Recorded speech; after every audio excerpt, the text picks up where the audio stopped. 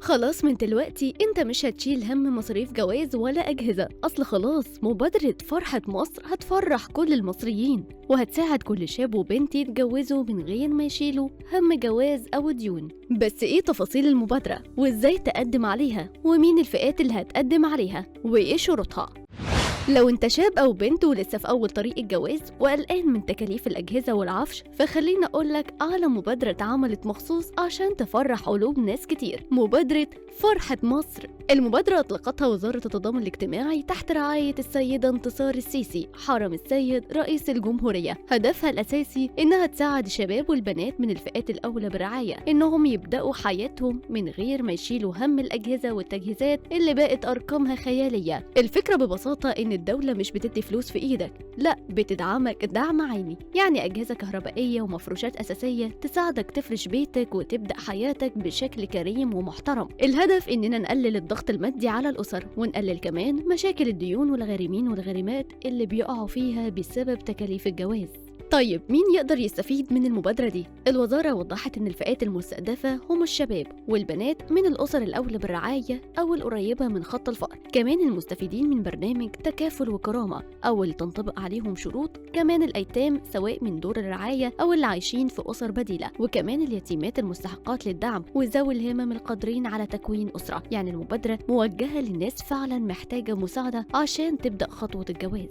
بس طبعا في شروط أساسية لازم تتوفر، أولهم إن ده يكون الزواج الأول للطرفين، يعني لا العريس ولا العروسة سبق لهم الجواز قبل كده، كمان ما يكونوش استفادوا قبل كده من مبادرات زواج أو دعم عيني مشابه من الوزارة أو أي جهة تانية، لازم كمان يكونوا مصريين وفي السن القانوني للجواز، ومن ضمن الشروط برضو إن الأسرة ما يكونش عندها أجهزة كاملة أو مصدر دخل يخليها مش من الفئات الأولى بالرعاية. طيب التقديم بيتم إزاي؟ الموضوع سهل وبسيط، التقديم بيكون عن طريق العريس أو العروسة بنفسهم، وده من خلال المنصة الإلكترونية اللي أطلقتها وزارة التضامن اسمها منصة تيسير الزواج.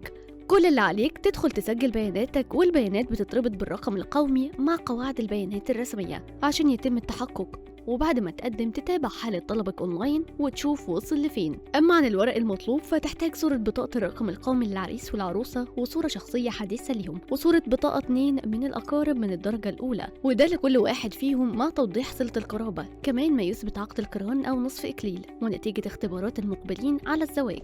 الدكتور محمد العقبي المتحدث الرسمي باسم وزارة التضامن قال إن المبادرة دي بتيجي برعاية واهتمام مباشر من السيدة انتصار السيسي عشان تساعد الشباب يبدأوا حياتهم بسهولة ومن غير ضغط.